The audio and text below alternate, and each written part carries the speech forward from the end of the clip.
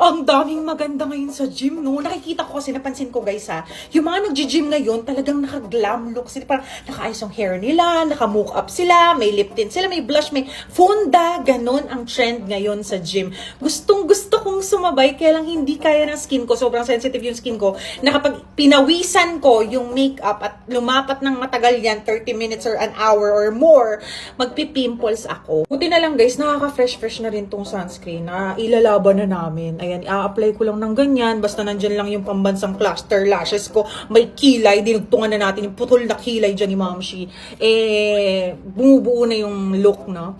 Ayan, tingnan nyo guys. Nakaka-fresh kasi talaga tong sunscreen na tingnan. Nakaka-Korean look na ang atake nito. Ayan, di ba? Tapos, ang kagandahan yan, kung naghulas ka na, ang dali niya i-blend kung gusto mong maglapat ng another layer. Ayan.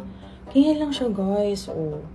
Diba? So, kahit na wala kang funda, kung hiyang ka sa sunscreen, ay laban na. O, diba? Akala mo, nagpulbos na rin. Tapos, ang style ko ba, guys, kunwari nag-oily na yung ilong ko, lalagyan ko ng sunscreen na ganyan, diba? Tapos, kukurutin ko ng konting ganon. Para namumula lang siya. Parang natural lang siya. Naiintindihan nyo na kung bakit ang daming sold nito lagi.